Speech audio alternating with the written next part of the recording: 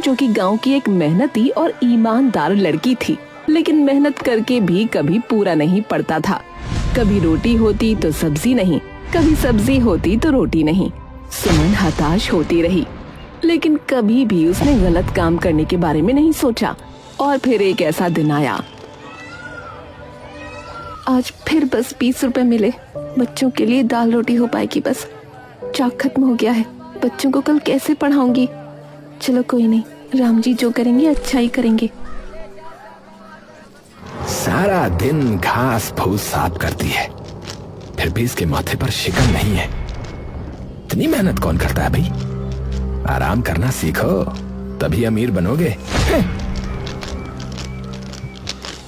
तभी भीड़ के बीच से एक बुजुर्ग साधु लड़खड़ाते हुए निकले। साधु के कपड़े पुराने थे, लेकिन चेहरे पर तेज था। वो जानबूझकर अपने हाथ से एक चमकदार सोने की अंगूठी जमीन पर गिरा देते हैं। धीरू की नजर तुरंत उस चमकती हुई अंगूठी पर पड़ती है। उसकी आंखें लालच से बड़ी हो जाती हैं। अरे वाह, ये तो असली सोना है। इतना कीमती माल। नहीं, मैं अभी नहीं उठाऊंगा, सब देख रहे हैं। ये बुढ़ाऊ कौन है? कहीं ये कोई चाल ना हो। अभी थोड़ी देर सब्र रखता हूं, जब कोई नहीं होगा तब जाकर उठाऊंगा। इससे पहले कि कोई उस अंगूठी को उठाता, सुमन की नजर उस अंगूठी पर जा पड़ी।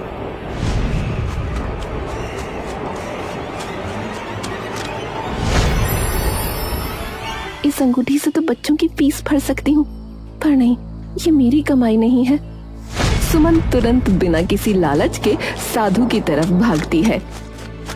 बाबा जरा रुकिए। सुमन हांफते हुए साधु के पास पहुंचती है। बाबा, ये आपकी अंगूठी है, रास्ते में गिर गई थी। मेरी अंगूठी? मेरी नहीं होगी। तुमने क्यों उठाई? तुम इतनी थकी हुई लग रही हो।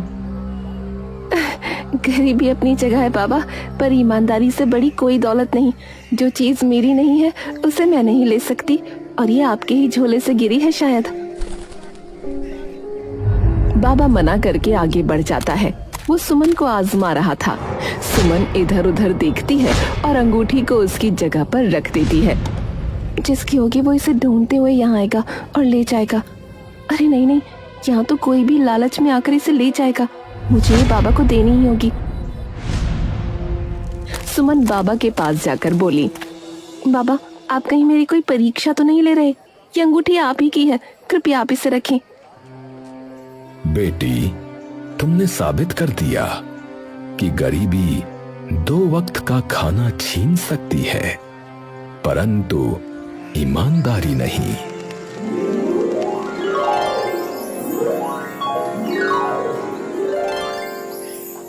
बेवकूफ, मौका हाथ से निकल गया। बस 20 रुपए की सब्जी ही साफ करती रहेगी ये जिंदगी भर। मेरे हाथ से भी गई अब वो अंगूठी।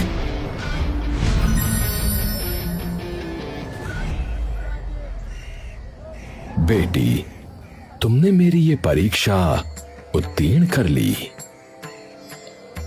संसार में ईमान और धैर्य से बड़ी कोई शक्ति नहीं है बेटी। ये लो, ये कोई साधारण वस्तु नहीं है। ये तुम्हारी ईमानदारी और परिश्रम का सच्चा मित्र है। इसे सदैव संभाल कर रखना। पर बाबा, इसकी क्या जरूरत है? मैंने तो बस वही किया जो सही था। जब तुम इस पर्स में परिश्रम से कमाए हुए थोड़े से पैसे डालोगी, तो ये तुम्हें उस नेक कमाई का सही पुरस्कार देगा। परंतु एक बात सदैव याद रखना, इसकी जादुई ताकत सिर्फ नेकी के कार्य और जरूरतमंदों की सहायता के लिए है। इसे कभी भी लालच में प्रयोग मत करना। साधु मुस्कुराते हैं और तेजी से भीड़ में ओझल हो जाते हैं। धीरू आंखें फाड़ कर ये सब देखता है। उसके चेहरे पर लालच की हंसी आ जाती है। ईमानदारी का दोस्त। ये बुढ़ाऊ इस गरीबन को कोई खजाने की चाबी दे गया लगता है। ये पर्स इसके पास नहीं, मेरे पास होना चाहिए। मैं देखूंगा इसमें क्या चमत्कार है। धीरू गुस्से से अपनी दाढ़ी सहलाता है। सुमन पर्स को कसकर पकड़ती है। वो साधु की बातों के बारे में सोचती है। उसे अभी भी यकीन नहीं हो रहा था कि ये पर्स कोई जादुई चीज है। बाबा ने कहा था मेहनत का दोस्त, पता नहीं ये क्या है, पर बाबा का आशीर्वाद है। सुमन पर्स को लेकर अपनी झोपड़ी की तरफ चलना शुरू करती है। चलते चलते भी वो पर्स को बार बार पलट कर देखती है। अभी ये गरीब घर को जा रही है। मैं रात का इंतजार करूंगा, फिर ये जादुई पर्स मेरा होगा। धीरू एक खतरनाक मुस्कान देता है। अगला दिन सुमन की झोपड़ी। सुमन सुबह उठती है। वो उत्साहित होकर पर्स उठाती है और खोलती है।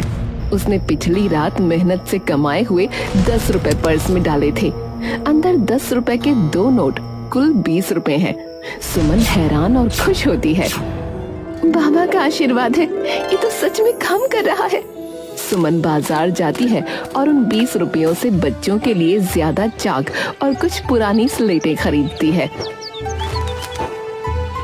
सुमन बच्चों को स्लेटें बांट रही है। धीरू अपनी दुकान से गुस्से में ये सब देखता है।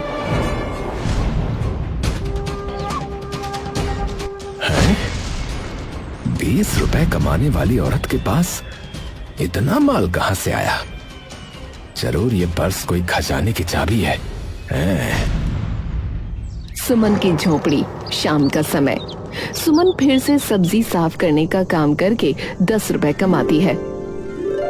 वो खुशी से पर्स में पैसे डालती है। इस बार वो सोचती है कि उसे अपने लिए एक अच्छी नई साड़ी खरीदनी चाहिए। अगली सुबह सुमन उत्साहित होकर पर्स खोलती है। अरे पैसा तो गायब है, बस सूखे पत्ते हैं। सुमन उदास होकर बाहर देखती है। उसे साधु की बात याद आती है, इसे कभी लालच में इस्तेमाल मत करना।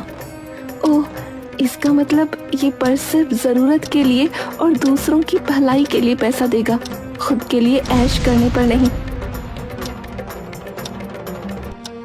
सुमन मुस्कुराती है। वो फिर से 10 रुपए डालती है और मन में तय करती है कि कल इन पैसों से गांव के कुएं के लिए रस्सी खरीदेगी। सुमन की झोपड़ी के बाहर रात का समय। रात अंधेरी है। सुमन की छोटी सी झोपड़ी में दीपक जल रहा है। धीरू अंधेरे में चुपके से झोपड़ी के पास छिपा हुआ है। वो लालच और गुस्से से कांप रहा है। 3 दिन हो गए। ये गरीब रोज बच्चों के लिए नई चाक और किताबें खरीद रही है। इतना पैसा आ कहां से रहा है?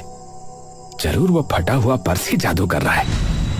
आज रात मैं इस राज का पता लगा के रहूंगा। हाँ। धीरू झाड़ियों के पीछे से सुमन को देखता है। आज 30 रुपए की कमाई हुई, इसे कुएं की रस्सी के लिए डाल देती हूँ, बहुत पुरानी हो गई है। सुमन मेहनत से कमाए हुए 30 रुपए पर्स में डालती है और उसे संभालकर चटाई के नीचे रखती है। वही फटा हुआ पर्स, वही है असली चाबी। अब मौका है, बस थोड़ी देर। धीरू सांस रोके चोरों की तरह रेंगता हुआ सुमन की झोपड़ी में घुसता है। उसके चेहरे पर खुशी और डर दोनों है। ये पर्स अब मेरा है। धीरू तेजी से चटाई के नीचे से पर्स खींचता है, पर्स को कसकर पकड़ता है और झटपट बाहर भाग जाता है। धीरू का आलीशान घर। रात का समय। धीरू अपने आलीशान कमरे में उत्साह से मेज पर पर्स रखता है और वो हंसता है।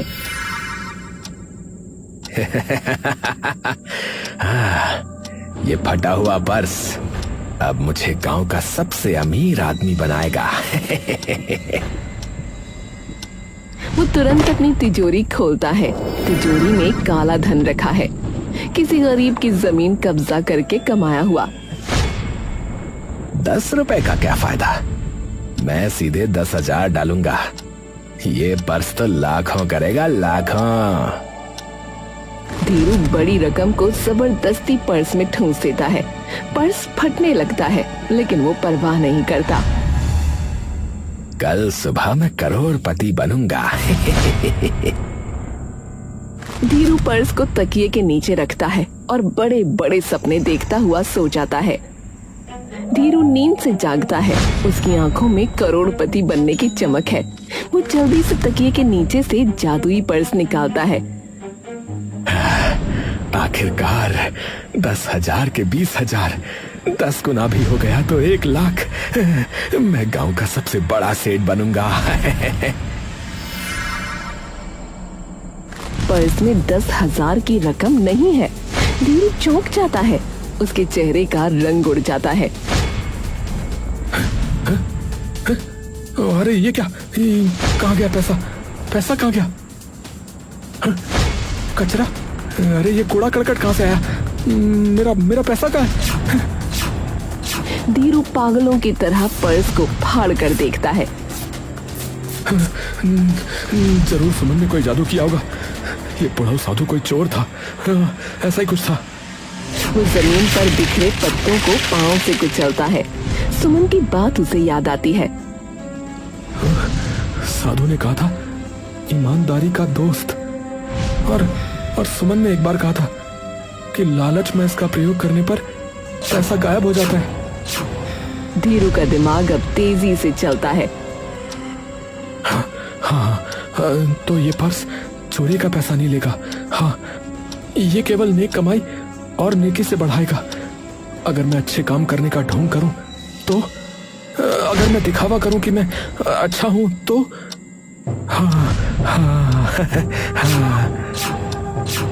धीरू के चेहरे पर नई शातिर मुस्कान आ जाती है। ये गुंडागर्दी का पर्स नहीं, ढोंग का पर्स है। मैं लोगों की मदद का दिखावा करूंगा और पर्स को बेवकूफ बनाऊंगा। हाँ। धीरू जल्दी से पर्स को ठीक करता है। वो ईमानदारी से कमाए हुए 50 रुपए जो उसके एक पुराने किराएदार से मिले थे पर्स में डालता है। अब इंतजार कर, कल मैं संत बनूंगा, सिर्फ एक दिन के लिए। धीरू बड़े बड़े सपने देखकर खुशी से फिर से सोने की कोशिश करता है। बाहर तेज धूप और परिंदों की आवाज आ रही है। धीरू अब सजा धजा है। उसके चेहरे पर एक झूठी मुस्कान है। उसने पर्स में ईमानदारी से कमाए हुए 50 रुपए डाले थे। धीरू उत्साह से पर्स खोलता है। पर्स में 50 रुपए के 2 नोट यानी कुल 100 रुपए हैं।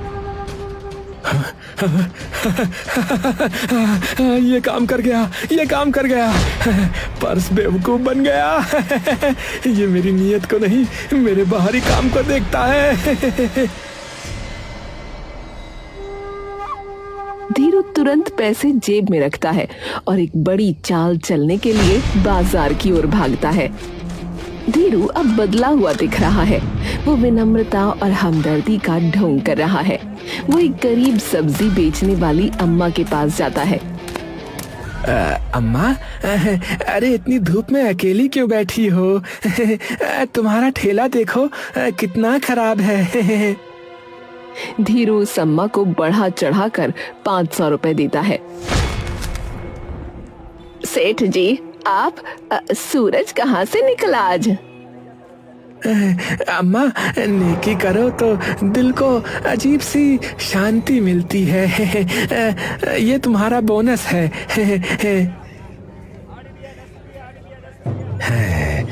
अब मेरा पर्स इसे लाखों में बदलेगा। धीरू उसी दिन पूरे गांव में छोटा छोटा दान करता है। कभी किसी को शरबत पिलाता है तो कभी गरीब बच्चों को मिठाई देता है। सुमन, देखो नेकी ऐसे करते हैं। हाँ, सिर्फ किताबें खरीदने से काम नहीं चलता है। सुमन हैरान होकर धीरू को देखती है। उसे शक होता है। धीरू थका हुआ है पर खुश है। उसने लाखों की एक्टिंग की है। धीरू पर्स में बड़ी रकम डालता है।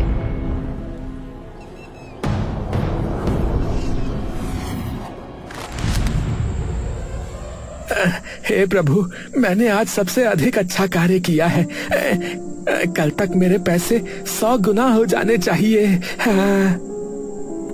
धीरू इंतजार करता हुआ सो जाता है। उसे नहीं पता कि बुजुर्ग साधु दूर से उसे देख रहे हैं। धीरू नींद से जागता है। वो उत्साह में है क्योंकि उसे लगता है कि उसका ढोंग काम कर गया है। धीरू तेजी से पर्स की ओर लपकता है। कल तो मैंने पूरे गांव में एक्टिंग की थी। पैसे तो अब लाखों हो गए होंगे। हाँ, हाँ। धीरू उत्साह से पर्स खोलता है, लेकिन पर्स में नोट नहीं है। पर्स पत्थरों और सूखे कांटों से भरा है। ये क्या मजाक है? ये क्या मजाक है? मैंने दान दिया था, लोगों की मदद की थी। ये पर्स काम क्यों नहीं कर रहा है?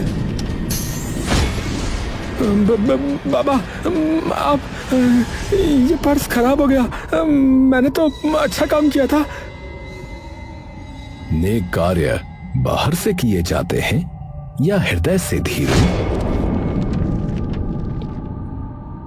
जब तुम उस अम्मा को पैसे दे रहे थे तो तुम्हारे मन में क्या चल रहा था? मदद का भाव था।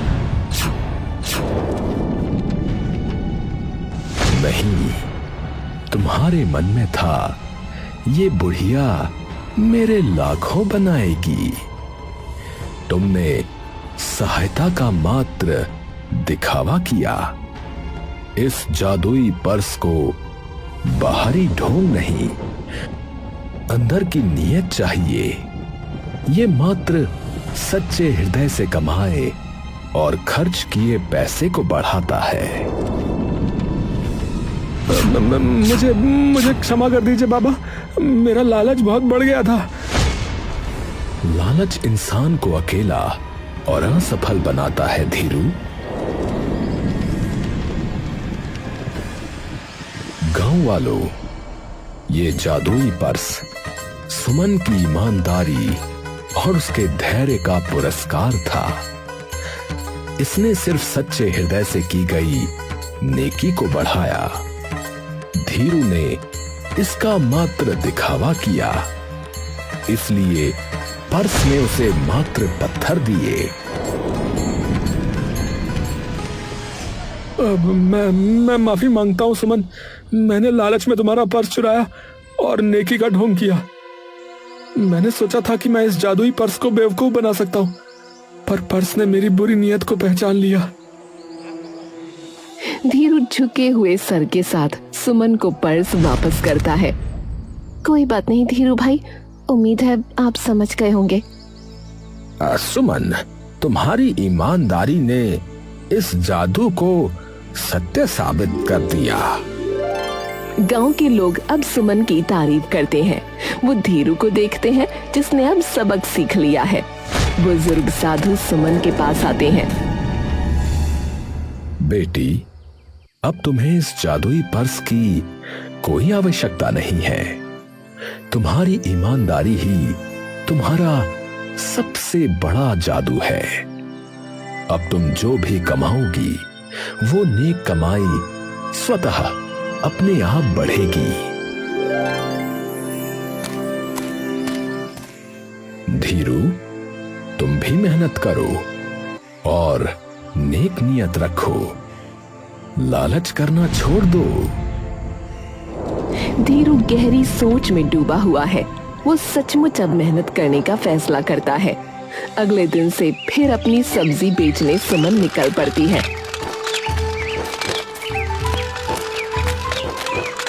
और अब की बार उसके पास ग्राहकों का जमावड़ा लगने लगता है। तेरे घर देर है प्रभु, अंधेर नहीं।